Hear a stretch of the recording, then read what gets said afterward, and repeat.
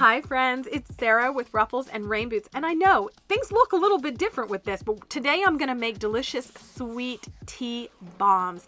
I have some very popular recipes of hot cocoa bombs, and I wanted to see if I could make sweet tea bombs. So I made lemon sweet tea, I made peach tea, and they're amazing. If you'd like to make them, it's quick. As always, please like this video so I know you're here with me. Now, before we get started by sitting on our porch drinking, we're gonna need some Isomalt crystals or corn syrup, tea mix, colorant, and a half sphere mold, which I will link below. All right, so to get started, we're going to use the 2 cups of Isomalt. You'll have a little extra, which you can remelt, which is so cool. I love it because it's half of the calories of sugar. Isn't that cool? So first you're gonna do a pre-mix here. And you can flavor it. If you just found like regular tea mix, but you wanted lemon, you can actually flavor the Isomalt, which is so cool, I think. I will have a recipe below for corn syrup and water, doing it that way. But what we're gonna do now is we're gonna heat this bad boy up. Now, hey, this is hot. Don't put your fingers in here. Do, however, add a little colorant. Gel colorant's better, but I ran out of yellow. So what I'm doing here is adding just a bit too much yellow.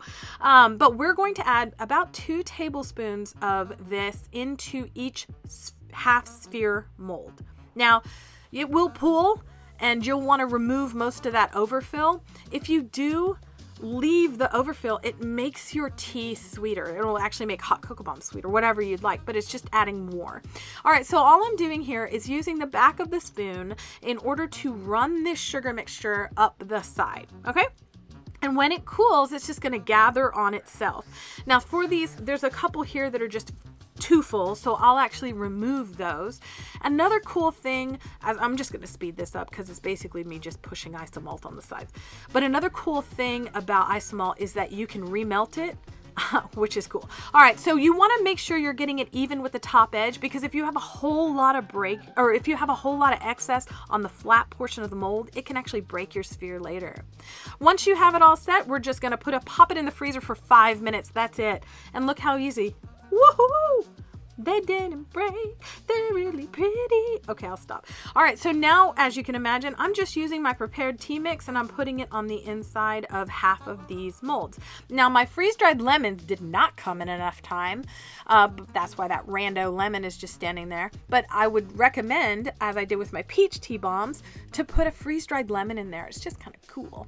So once you have 3 of those full, you're going to warm up a plate in the microwave. You can also use a flat pan on your stove.